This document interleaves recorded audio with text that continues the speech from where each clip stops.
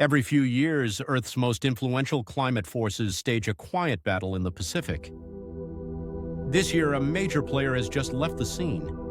La Niña, the ocean atmosphere event that can reshape global weather, is officially dead. The shift might sound technical, but its ripple effects could influence everything from hurricanes to farmers' harvests in the months ahead.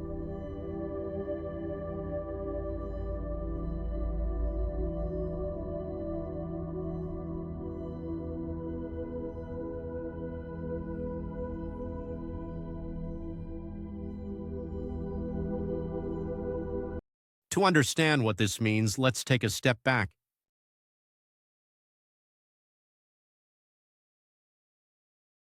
Our planet's weather is largely controlled by the immense Pacific Ocean and its moods.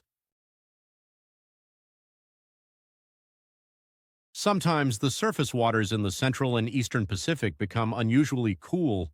This is La Niña. At other times, these waters warm far above average, resulting in El Niño.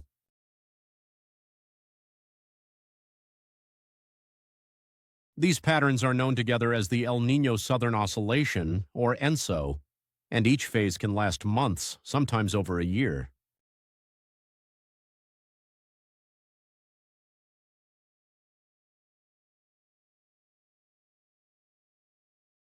La Niña's rule tends to reorder global wind and weather.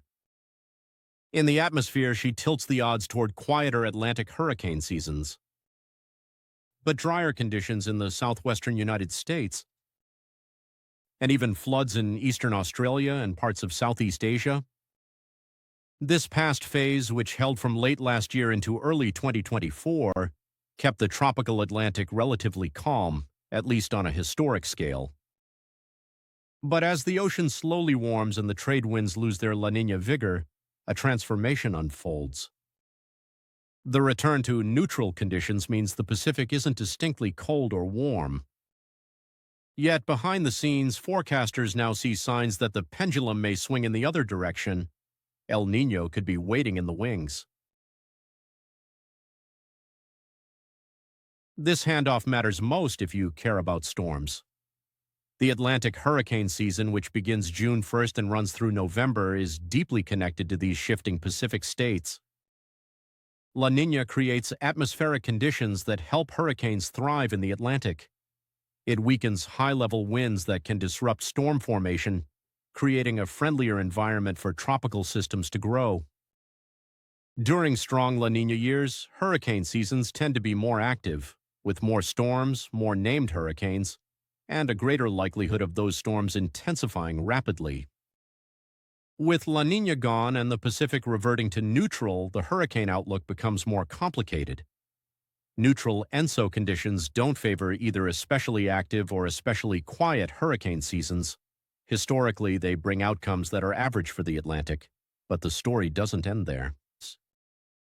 This year, the Atlantic itself is unusually warm.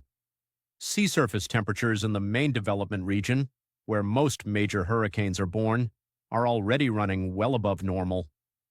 Warm water is the fuel hurricanes crave.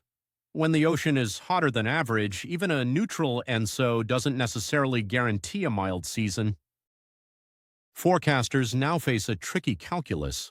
Will the lingering effects of La Niña, coupled with record-setting Atlantic warmth, set the stage for more powerful storms?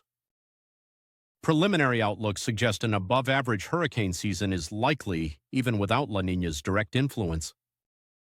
In other words, while the Pacific neutralizes, the Atlantic stays on alert. The effects reach far beyond hurricanes. In North America, the end of La Niña could bring some relief to parched regions of Texas and the Southwest, which often experience drought during La Niña spells. Meanwhile, the U.S. Southeast might see more classic summer rainfall patterns, neither as dry as during La Niña nor as wet as an El Niño might bring. Elsewhere, shifting patterns will cascade in different ways.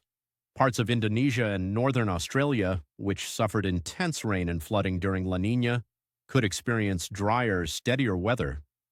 Farmers in South America and East Africa, regions often buffeted by the extremes of ENSO, are on the lookout for signs of the next big phase, as crop outcomes often hinge on these subtle oceanic nudges.